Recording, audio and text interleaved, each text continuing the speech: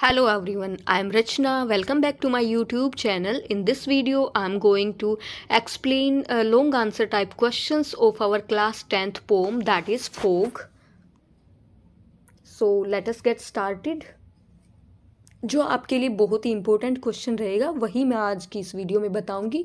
ये video HBSC और CBSE दोनों बोर्ड वाले स्टूडेंट्स के लिए इम्पोर्टेंट रहने वाली है। तो अब ये क्वेश्चन देखने से पहले मैं आपको इस पोम के बारे में बताती हूँ। ये जो हमारी पोम है फोग, इसमें जो फोग का कंपेयर किया गया है किसके साथ, बिल्ली के साथ, कैट के साथ यहाँ पे कंपेयर किया गया है। बोलते हैं हमारे पोइट जो कि हैं कार्ल सैंडबर्ग जी कहते हैं कि ये जो फोग है बिल्कुल ऐसी आती है जैसे कि बिल्ली आती है, अपने एकदम से आ जाती है बिल्ली और वो कब आती है कब जाती है किसी को पता भी नहीं चलता। सेम एज फोग भी आती है और वो चली भी जाती है। हमारी इस पोम में जो फिगर ऑफ स्पीच यूज हुआ है वो है मेटाफर, ठीक है। रूपक अलंकार यहाँ पे यूज हुआ है। रूपक क्या होता है, जो कि देखो अब कैट और फोग का क्या कोई एक दूसरे से रिलेटेड चीज़ें हैं, नहीं ना, तो दो असंबंधित चीज़ों का भी जहाँ पे तुलना कर दी जाती है वो होता है मेटाफर, ठीक है। चलो अब एक बार ये क्वेश्चन देख लेते हैं, इसका आंसर भी देख लेते हैं। तो चलो देखते हैं। How does the poet describe the fog in the pome. कहते हैं कि पोइट ने जो फोग पोम है उसमें कैसे डिस्क्राइब किया है फोग को। इन दिस शॉर्ट पोम, इस छोटी सी पोम में the poet compares the coming and going the fog with the movement of a cat. Poem में जो पोइट है उन्होंने कंपेयर किया है फोग को बिल्कुल किसके साथ, कैट के साथ। कैट की जो मूवमेंट होती है उसी के साथ कंपेयर किया है। Just as a cat comes on it silent feet without making any noise. जैसे ही कैट आती है, क्योंकि कैट के पैर फर के बने होते हैं, वो जैसे ही आती है तो किसी को पता भी नहीं चलता कि वो कब आई है और कब वहाँ से चली गई। सेम एज पोइट ने बोला है कि फोग भी ऐसे ही आती है बिना किसी आवाज़ की और फिर चली भी जाती है। सो कम्स द फोग, बिल्कुल ऐसे ही क्या फोग भी आती है। And sits looking over the land and the sea, और वहाँ पे बैठी रहती है किसकी तरफ देखते हुए, लैंड की तरफ और समुद्र की तरफ देखकर वहाँ पे बैठी होती है। It also makes no noise, वो भी फोग भी कोई भी आवाज़ नहीं करती है। व्हेन इट अप्रोचेज, जब ये पहुंचती है, जब ये फोग वहाँ पे आती है, तो ये जो फोग है वो भी कोई भी आवाज़ नहीं करती है। And then it goes ahead, और फिर ये आगे भी चली जाती है। As quietly as the cat does, बिल्कुल इतनी ही चुपचाप से जैसे कि कैट करती है। To describe the fog, fog को डिस्क्राइब करने के लिए the poet has very beautifully use the metaphor of a cat.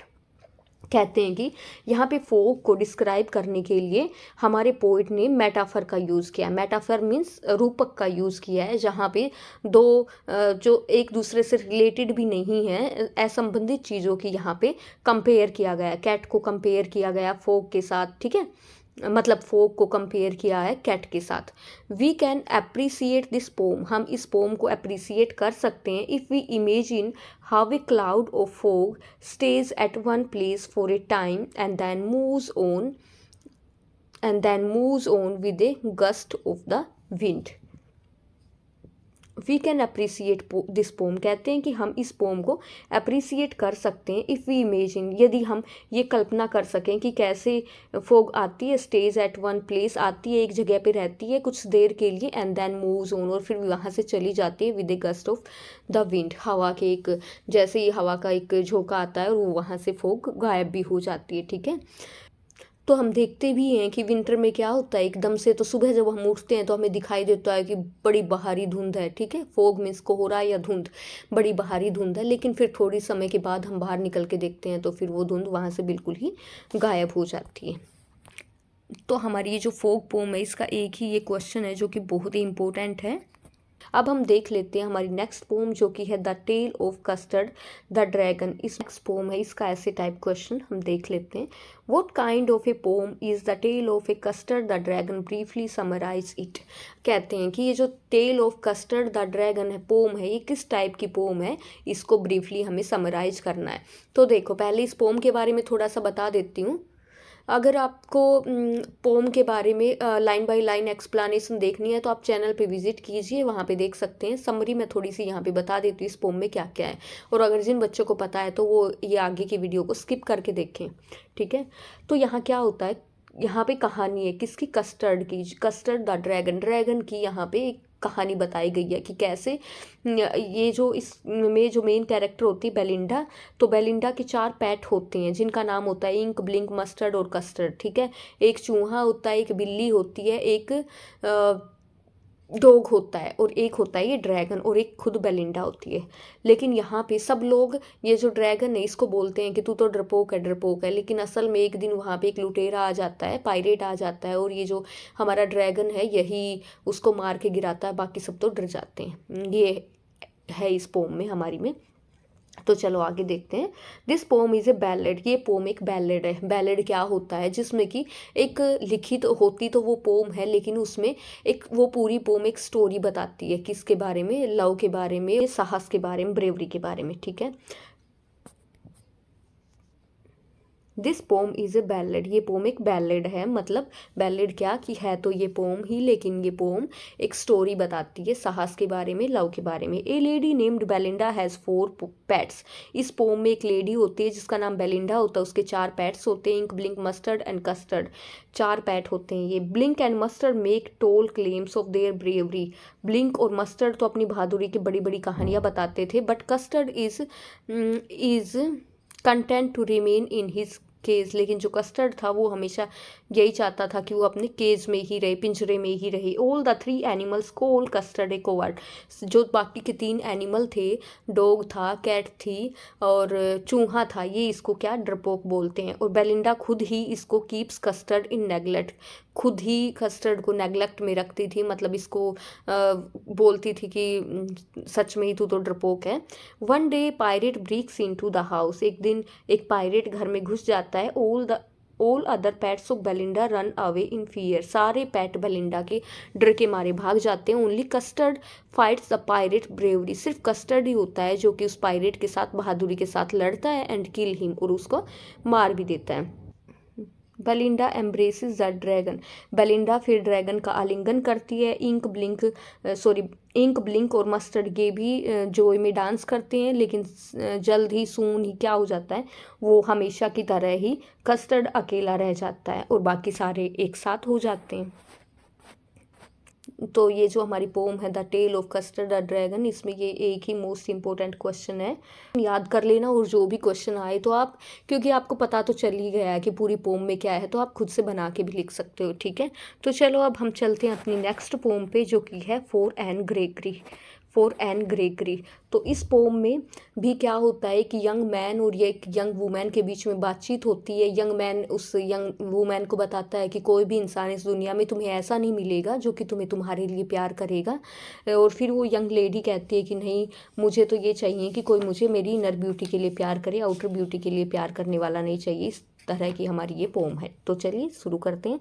What is the argument between the young man and woman in the pome about, in this pome about, कह रहे हैं ये जो pome है हमारी, इसमें किस बारे में आर्ग्यूमेंट हो रहा है इन दोनों के बीच में। What are the young man and young women arguing about in the poem. Question आपके पास कोई भी आ जाए, ठीक है, आप ये आंसर लिख देना कि किस बारे में वो आर्ग्यूमेंट कर रहे हैं, ठीक है। ये आपके लिए मोस्ट इंपॉर्टेंट क्वेश्चन रहेगा HBSC या CBSE दोनों बोर्ड्स के लिए। तो चलो अब मैं आपको बताती हूँ। In this pome a young man and young women argue about the value of A persons individuality, कहते हैं कि इस पोम में ये यंग मैन और वुमेन किसके बारे में आर्ग्यूमेंट कर रहे हैं, अपने एक पर्सन की व्यक्ति इंडिविजुअलिटी के ऊपर। The young man tries to convince the young women, young man try करता है उस वुमेन को कन्विंस करने के लिए that no one would love her for the beauty of her heart, कि कोई भी इंसान इस दुनिया में ऐसा नहीं है जो कि तुम्हें तुम्हारे हार्ट की ब्यूटी के लिए प्यार करे। She would be loved for her yellow hair, वो कहते हैं कि तुम्हें कोई भी प्यार करेगा तो तुम्हारे बालों से ही प्यार करेगा। And make her look beautiful, which makes her look beautiful, क्योंकि उनके बालों की वजह से ही वो देखने में सुंदर लगती हैं। द वुमन सेज दैट, लेकिन वुमेन इसमें कहती है कि she wouldn't accept any one, कि वो ऐसे किसी को भी एक्सेप्ट नहीं करेगी who loves her for the colour of her hair, कहने का मतलब कि वो किसी को भी ऐसे को एक्सेप्ट नहीं करेगी जो उसे उसके बालों का कलर देख के उसको प्यार करे, मतलब उसकी आउटर ब्यूटी को देख के प्यार करे, बल्कि वो चाहती है कि कोई भी उसे प्यार करे तो उसकी इनर ब्यूटी से करे। She says she can get she can her hair dyed any way she likes. वो कहती है कि मैं तो अपने बालों को जब भी चाहूँगी, जैसा भी चाहूँगी मैं कलर करा सकती हूँ, चाहे ब्राउन, ब्लैक, कैरेट, जैसी भी मेरी मर्जी होगी मैं तो बालों में कलर करा लूँगी। तो कोई इंसान मुझे प्यार, बालों से क्या प्यार करना, उनको तो मैं कभी भी चेंज करा सकती हूँ। At this the young man says that, इस पे वो यंग मैन क्या कहते हैं, go it is God alone, कि सिर्फ भगवान ही ऐसे है हु लव्स अस, जो कि हमें प्यार करते हैं, फॉर आवर सेल्स अलोन, हमें हमारे खुद के लिए प्यार करते हैं। ऐसा कौन है, सिर्फ भगवान ही है इस दुनिया में। इट इज़ ओनली ही, ये सिर्फ भगवान ही है। यहाँ पे देखो ही का एच कैपिटल दिया गया, दैट मीन्स ये यहाँ पे गॉड के बारे में बोला गया है, ठीक है। He who does not love us for our looks और आवर येलो हेयर, कहते हैं कि सिर्फ भगवान इस पूरी दुनिया में ऐसे हैं जो कि हमें हमारे येलो कलर के बालों के लिए नहीं, बल्कि हमें हमारी इनर ब्यूटी के लिए प्यार करते। कहने का मतलब इस पूरी पोम में ये दर्शाया गया है कि जो बालों के कलर को कंपेयर किया गया हमारी आउटर ब्यूटी के साथ, ठीक है, और हमारी इनर ब्यूटी। तो पोम में यही समझाया गया कि इस दुनिया में कोई भी इंसान है, वो सिर्फ कोई भी ऐसा नहीं है कि जो हमें हमारी इनर ब्यूटी से प्यार करे। आज की इस दुनिया में ऐसा चलता है कि आउटर ब्यूटी को देख के ही लोग प्यार करते हैं, ठीक है। तो आज की इस वीडियो में हमारी ये जो तीन पोम्स हैं, fog, the tale of Custard the dragon, for Anne Gregory, इनके मोस्ट इंपॉर्टेंट क्वेश्चंस मैंने आपको करा दिए। बाकी कोई भी क्वेश्चन आ जाए तो आप इन्हीं में से बना के लिख सकते हो। स्टूडेंट्स, अगर आप लोगों ने मेरे चैनल को सब्सक्राइब नहीं किया है तो सब्सक्राइब कर लें और बेल आइकन को भी दबा लें, so that you can get notifications. और अगर आपको वीडियो अच्छी लगी हो तो लाइक और शेयर करना भी ना भूलें। थैंक्स फॉर वॉचिंग, मिलते हैं नेक्स्ट वीडियो में, तब तक के लिए bye bye, take care, have a nice day.